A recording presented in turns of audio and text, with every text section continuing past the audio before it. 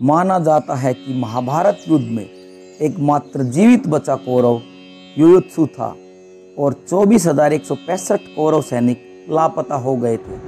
Love और कुश की 50वीं पीढ़ी में शल्य हुए, जो महाभारत युद्ध में कौरवों की ओर से लड़े थे। शोध अनुसार जब महाभारत का युद्ध हुआ तब श्री कृष्ण की आयु 83 वर्ष थी। महाभारत युद्ध के 36 वर्ष बाद उन्होंने देह त्याग दी थी। इसका मतलब 119 वर्ष की आयु में उन्होंने देह त्याग किया था।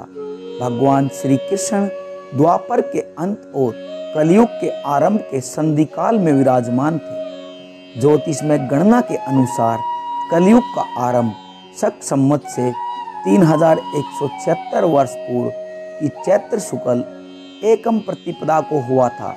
वर्तमान में 1936 शक संवत है। इस प्रकार कलयुग को आरंभ हुए 5112 वर्ष हो गए हैं।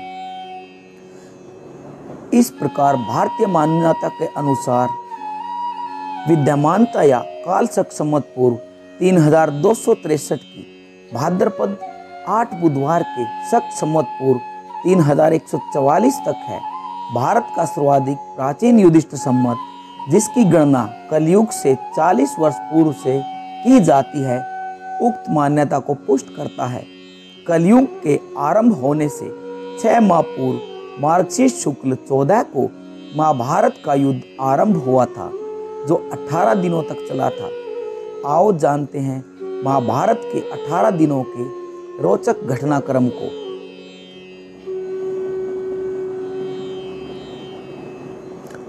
प्रथम दिन का युद्ध।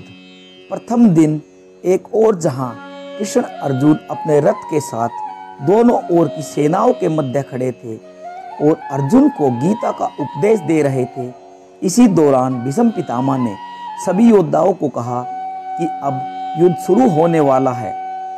इस समय जो भी योद्धा अपना खेमा बदलना चाहे वह स्वतंत्र है कि वह जिसकी तरफ से भी चाहे युद्ध करे।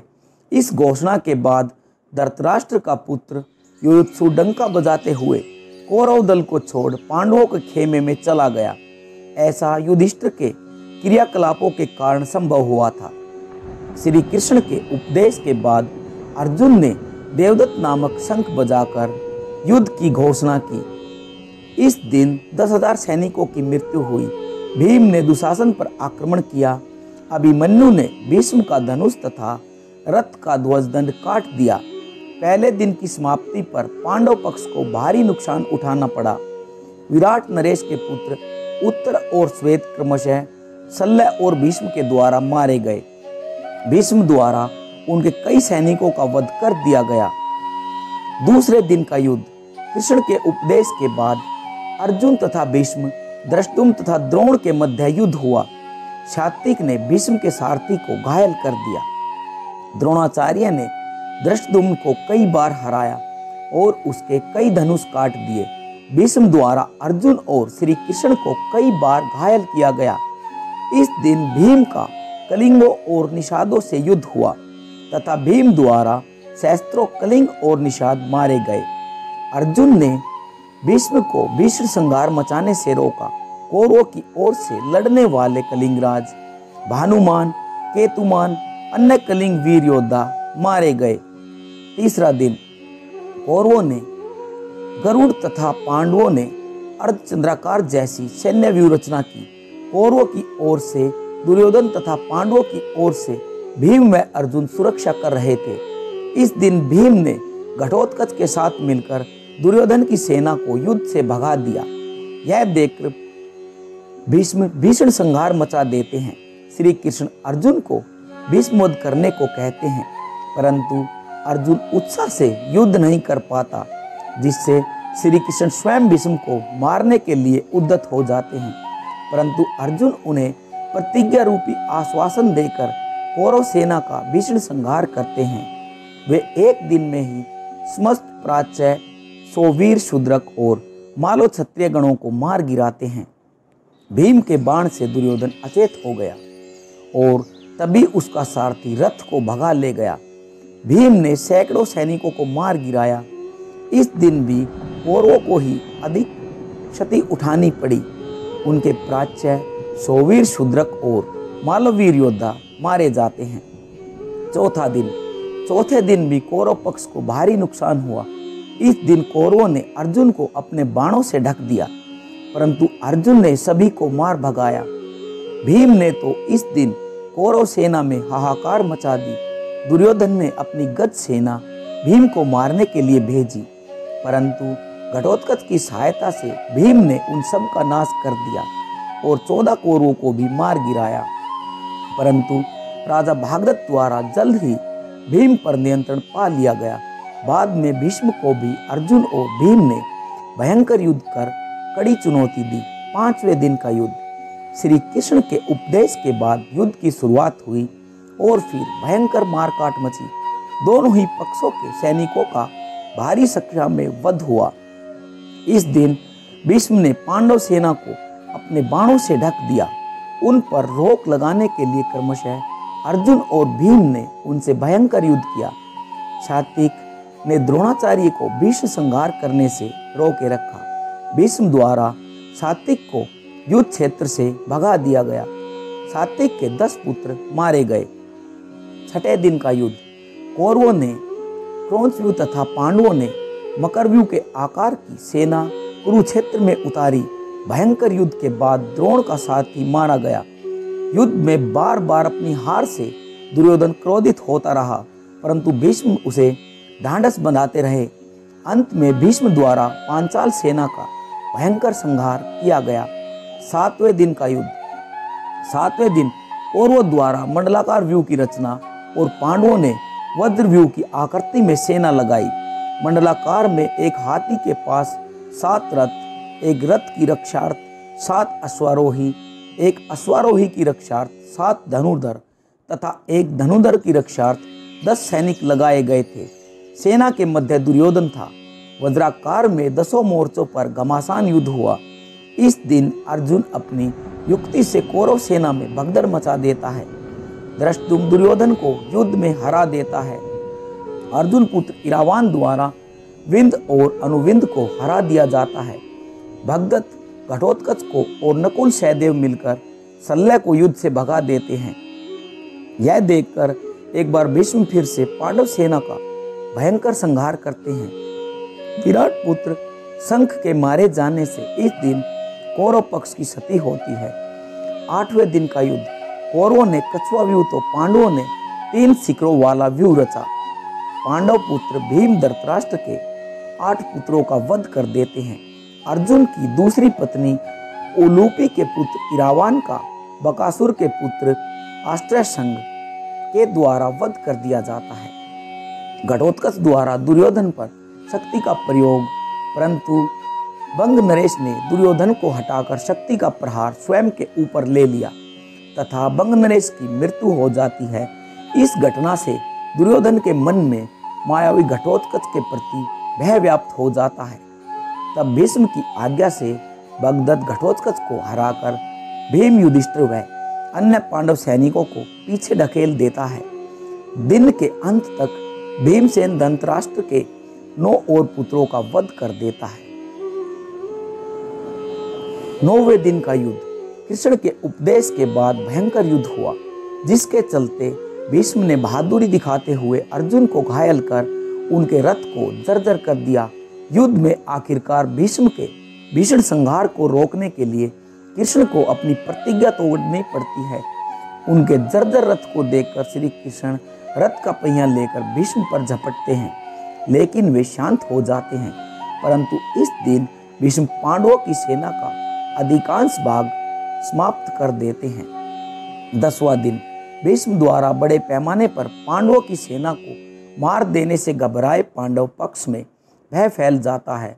तब श्री कृष्ण के कहने पर पांडव भीष्म के सामने हाथ जोड़कर उनसे उनकी मृत्यु का उपाय पूछते हैं। भीष्म कुछ देर सोचने पर उपाय बता देते हैं। इसके बाद भीष्म पांचाल तथा मत्स्य सेना का भयंकर संहार कर देते हैं। फिर पांडव पक्ष युद्ध क्षेत्र में भीष्म के सामने शिखंडी को युद्ध करने के लिए लगा देते हैं। युद्ध क्षेत्र में शिखंडी को सामने डटा देखकर भीष्म ने अपने अस्त्र त्याग दिए। इस दौरान बड़े ही बेमन से अर्जुन ने अपने बाणों को भीष्म को छेद दिया। भीष्म बाणों की सरसैया पर लेट गए। भीष्म ने बताया कि वे सूर्य के उत्तरायण होने पर ही शरीर छोड़ेंगे, क्योंकि उन्हें अपने पिता शांतनु से इच्छा मृत्यु का वर प्राप्त था। 11वें दिन भीष्म के सरसैया पर लेटने के बाद 11वें दिन के युद्ध में कर्ण के कहने पर द्रोण सेनापति बनाए जाते हैं। 11वें दिन सुशर्मा तथा अर्जुन, शल्य तथा भीम, सात्विक तथा कर्ण और सहदेव तथा शकुनी के मध्य युद्ध हुआ। कर्ण भी इस दिन पांडव सेना का भारी संहार करते हैं। दुर्योधन और शकुनी द्रोण से कहते हैं कि वे युधिष्ठिर को बंदी बना ले तो युद्ध अपने आप खत्म हो जाएगा। तो जब दिन के अंत में द्रोण युधिष्ठिर को युद्ध में हराकर उसे बंदी बनाने के लिए आगे बढ़ते ही हैं कि अर्जुन आकर अपने बाणों की वर्षा से उन्हें रोक देता है। नकुल युधिष्ठिर के साथ थे, वे अर्जुन भी वापस युधिष्ठिर के पास आ गए। इस प्रकार कौरव युधिष्ठिर को नहीं पकड़ सके। 12वें दिन का युद्ध। कल के युद्ध में अर्जुन के कारण युधिष्ठिर को बंदी न बना पाने के कारण शकुनी व दुर्योधन अर्जुन को युधिष्ठिर से काफी दूर भेजने के लिए तिर्गत देश के राजा को उससे युद्ध कर उसे वहीं युद्ध में व्यस्त बनाए रखने को कहते हैं। वे ऐसा भी करते हैं, परंतु एक बार फिर अर्जुन समय पर पहुंच जाता है और द्रोण असफल हो जाते हैं। होता यह है कि जब तिर्गत अर्जुन को दूर ले जाते हैं तब सात्विक युधिष्ठिर के रक्षक थे। वापस लौटने पर अर्जुन ने प्राग ज्योतिषुर पूर्वोत्तर का कोई राजा के राजा भागदत्त को अर्धचंद्र से बाण से मार डाला। सात्विक ने द्रोण के रथ का पहिया काटा और उसके घोड़े को मार डाला। द्रोण ने अर्धचंद्र बाण द्वारा सात्विक का सिर काट लिया। सात्विक ने कौरवों के अनेक उच्च कोटि के योद्धाओं को मार डाला, जिनमें से प्रमुख जलसंधि, तिर्गता, गजसेना, सुदर्शन मलेच्छों की सेना, भूरिश्रवा, कर्णपुत्र प्रसन्न थे। युद्ध भूमि में सात्विक को भूरिश्रवा से कड़ी टक्कर झेलनी पड़ी। हर बार सात्विक को कृष्ण और अर्जुन ने बचाया। 13वें दिन कौरवों ने चक्रव्यूह की रचना की। इस दिन दुर्योधन राजा भगदत्त को अर्जुन को व्यस्त बनाए रखने को कहते हैं। भगदत्त युद्ध में एक बार फिर से पांडव वीरों को भगाकर भीम को एक बार फिर हरा देते हैं। फिर अर्जुन के साथ भयंकर युद्ध करते हैं। श्री कृष्ण भगदत्त के वैष्णवास्त्र को अपने ऊपर ले उसे अर्जुन की रक्षा करते हैं। अंततः अर्जुन भगदत्त की आंखों की पट्टी को तोड़ देता है, जिससे उसे दिखना बंद हो जाता है और अर्जुन इस अवस्था में ही छल से उनका वध कर देता है। इसी दिन द्रोण युधिष्ठिर के लिए चक्रव्यूह रचते हैं, जिसे केवल अभिमन्यु तोड़ना जानता था, परंतु निकलना नहीं जानता था। अतः अर्जुन युधिष्ठिर भीम आदि को उसके साथ भेजता है, परंतु चक्रव्यूह के द्वार पर वे सब के सब जयद्रथ द्वारा शिव के वरदान के कारण रोक दिए जाते हैं और केवल अभिमन्यु ही प्रवेश कर पाता है। ये लोग करते हैं अभिमन्यु का वध। कर्ण के कहने पर सातों महारथियों कर्ण, जयद्रथ, द्रोण, अश्वत्थामा, दुर्योधन, लक्ष्मण तथा शकुनी ने एक साथ अभिमन्यु पर आक्रमण किया। लक्ष्मण ने जो गदा अभिमन्यु के सिर पर मारी, वही गदा अभिमन्यु ने लक्ष्मण को फेंक कर मारी। इससे दोनों की उसी समय मृत्यु हो गई। अभिमन्यु के मारे जाने का समाचार सुनकर जयद्रथ को कल सूर्यास्त से पूर्व मारने की अर्जुन ने प्रतिज्ञा की, अन्यथा अग्नि समाधि ले लेने का वचन दिया। 14वें दिन अर्जुन की अग्नि समाधि वाली बात सुनकर कौरव पक्ष में हर्ष व्याप्त हो जाता है और फिर वे यह योजना बनाते हैं कि आज युद्ध में जयद्रथ को बचाने के लिए सब कौरव योद्धा अपनी जान की बाजी लगा देंगे। द्रोण जयद्रथ को बचाने का पूर्ण आश्वासन देते हैं और उसे सेना के पिछले भाग में छिपा देते हैं। युद्ध शुरू होता है। भूरिश्रवा सात्विक को मारना चाहता था, तभी अर्जुन ने भूरिश्रवा के हाथ काट दिए। वह धरती पर गिर पड़ा। तभी सात्विक ने उसका सिर काट दिया। द्रोण द्रुपद और विराट को मार देते हैं। तब कृष्ण अपनी माया से सूर्यास्त कर देते हैं। सूर्यास्त होते देख अर्जुन अग्नि समाधि की तैयारी करने में लग जाते हैं। छिपा हुआ जयद्रथ जिज्ञासावश अर्जुन को अग्नि समाधि लेते देखने के लिए बाहर आकर हंसने लगता है। उसी समय श्री कृष्ण की कृपा से सूर्य पुनः निकल आता है और तुरंत ही अर्जुन सबको रोनते हुए कृष्ण द्वारा किए गए सूर्यास्त के कारण बाहर आए। जयद्रथ को मारकर उसका मस्तक उसके पिता की गोद में गिरा देते हैं। 15वें दिन द्रोण की संहारक शक्ति के बढ़ते जाने से पांडवों के खेमे में दहशत फैल गई। पिता पुत्र ने मिलकर महाभारत युद्ध में पांडवों की हार सुनिश्चित कर दी थी। पांडवों की हार को देखकर श्री कृष्ण ने युधिष्ठिर को छल का सहारा लेने को कहा। इस योजना के तहत युद्ध में यह बात फैला दी गई कि अश्वत्थामा मारा गया, लेकिन युधिष्ठिर झूठ बोलने को तैयार नहीं थे। तब अवंतीराज के अश्वत्थामा नामक हाथी का भीम द्वारा वध कर दिया गया। इसके बाद युद्ध में यह बात फैला दी गई कि अश्वत्थामा मारा गया। जब गुरु द्रोणाचार्य ने धर्मराज युधिष्ठिर से अश्वत्थामा की सत्यता जानना चाही तो उन्होंने जवाब दिया, अश्वत्थामा मारा गया परंतु हाथी। श्री कृष्ण ने उसी समय शंखनाद किया, जिसके शोर के चलते गुरु द्रोणाचार्य आखिरी शब्द हाथी नहीं सुन पाए और उन्होंने समझा मेरा पुत्र मारा गया। यह सुनकर उन्होंने शस्त्र त्याग दिए और युद्ध भूमि में आंखें बंद कर शोक में डूब गए। यही मौका था जबकि द्रोणाचार्य को निहत्था जानकर द्रौपदी के भाई धृष्टद्युम्न ने तलवार से उनका सिर काट डाला। 16वें दिन का युद्ध। द्रोण के छल से वध किए जाने के बाद कौरवों की ओर से कर्ण को सेनापति बनाया जाता है। कर्ण पांडव सेना का भयंकर संहार करता है और वह नकुल व सहदेव को युद्ध में हरा देता है, परंतु कुंती को दिए गए वचन को स्मरण कर उनके प्राण नहीं लेता। फिर अर्जुन के साथ भी भयंकर संग्राम करता है। दुर्योधन के कहने पर कर्ण ने अमोघ द्वारा घटोत्कच का वध कर दिया। यह अमोघ शक्ति कर्ण ने अर्जुन के लिए बचा कर रखी थी, लेकिन घटोत्कच से घबराए दुर्योधन ने कर्ण से इस शक्ति का इस्तेमाल करने के लिए कहा।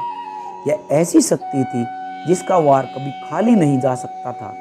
कर्ण ने इसे अर्जुन का वध करने के लिए बचा कर रखी थी। इस बीच भीम का युद्ध दुशासन के साथ होता है और वह दुशासन का वध कर उसकी छाती का रक्त पीता है और अंत में सूर्यास्त हो जाता है।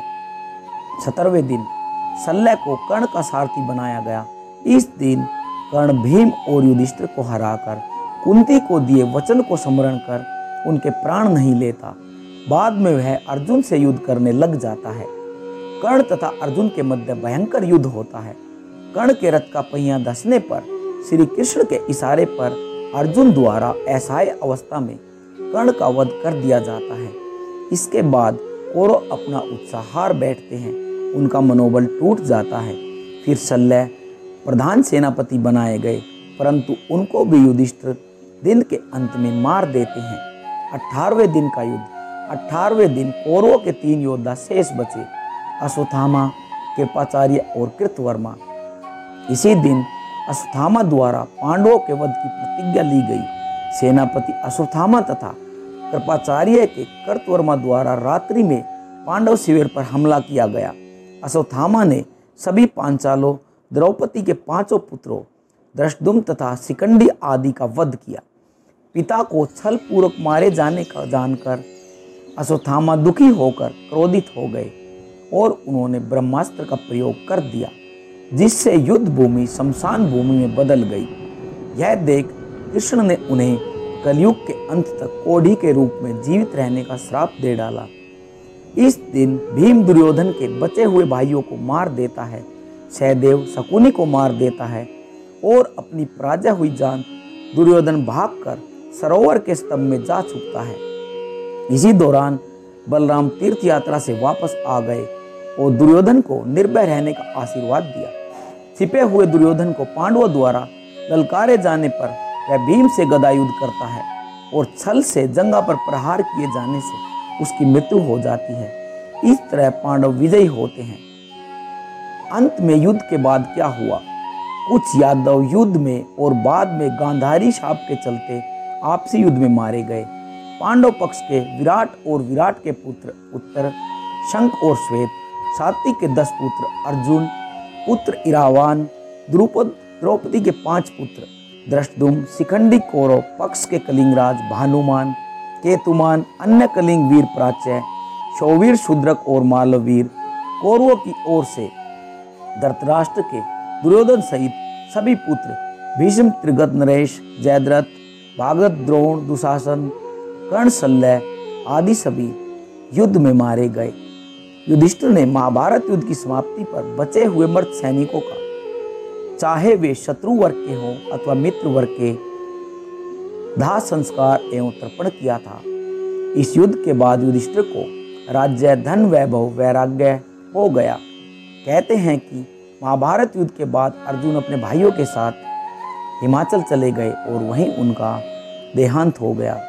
बच गए योद्धा। महाभारत के युद्ध के पश्चात कौरवों की तरफ से 3 और पांडवों की तरफ से 15 यानी कुल 18 योद्धा ही जीवित बचे थे, जिनके नाम हैं कौरव के कृतवर्मा, कृपाचार्य और अश्वत्थामा, जबकि पांडवों की ओर से युयुत्सु, युधिष्ठिर, अर्जुन, भीम, नकुल, सहदेव, कृष्ण, सात्विक आदि।